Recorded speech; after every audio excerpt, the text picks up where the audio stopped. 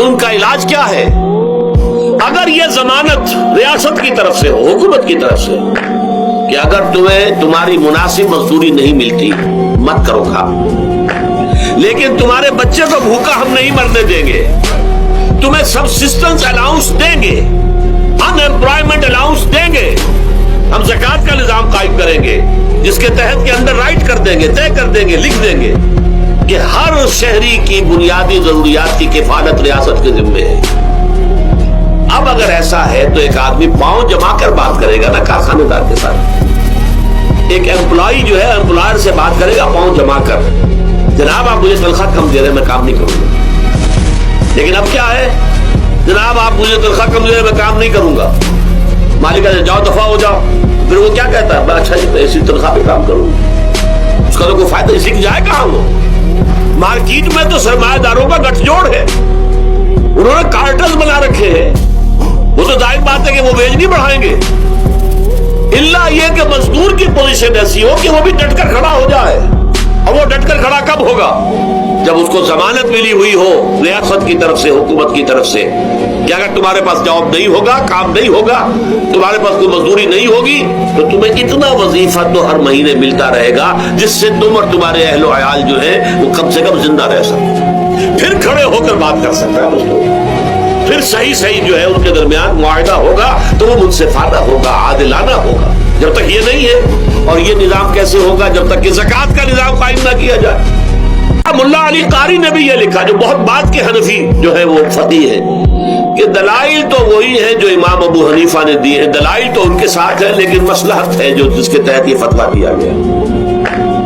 یہاں تک کہ مولانا شبیر احمد عثمانی کے ساتھ دستے راست سمجھ لیجئے، ظفر احمد عثمانی رحمۃ اللہ علیہما، انہوں نے بھی یہ لکھا ہے کہ دلائل تو امام صاحبی کی رائے کے حق میں جاتے ہیں، لیکن یہ کہ ہمارے ہاں تقلید کا ایسا ایک قلادہ گردنوں میں ڈال دیا گیا ہے، کیونکہ ہمارے بزرگوں نے فتویٰ دے دیا، قاضی ابو یوسف نے، امام اور قاضی اور امام محمد نے، لہذا فتویٰ تو اسی پر چلے گا۔ میں نے ان سے بات کی ان کا ڈٹ کر، میں نے کہا میدان میں آئیے نا، کام کیجیے، جب تک یہ مزارعت ختم نہیں ہوتی ہے، جب تک جاگیرداری اور زمینداری ختم نہیں ہوتی ہے، اس ملک میں کوئی سیاست صحیح آ ہی نہیں سکتی۔ یہ سیاست تو وڈیروں کا، جاگیرداروں کا، بڑے بڑے زمینداروں کا کھیل ہے۔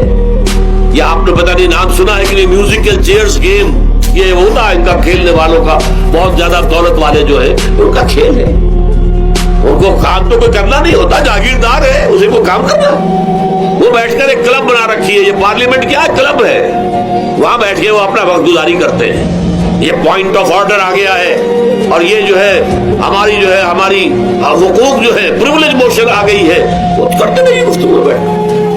تو یہ جان لیجئے کہ یہ ظلم کس نے کیا ہے؟ یہ خود کرنا ہے، یہ ہم نے اس نظام کو برداشت کیا ہوا ہے، جب تک ہم نہیں اٹھیں گے یہ نظام ختم نہیں ہوگا۔ خود کردہ کا علاج خود ہی کرنا ہوگا۔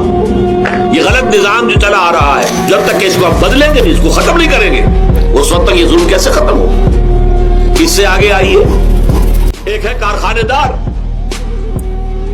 کارخانے دار کو اور مزدور کو آپ نے چھوڑ دیا کہ باہم طے کریں۔ کارخانے دار کہتا ہے میں تو صاحب آپ کو 15 روپے دوں گا، کام کرنا ہے تو کریں، نہیں کرتے تو نہ کریں۔ آپ نے زیادہ سے زیادہ یہ کیا کہ نہیں یہ ویج بہت کم ہے، آپ نے ایک یونین بنا لی، کچھ ہڑتال کر دی۔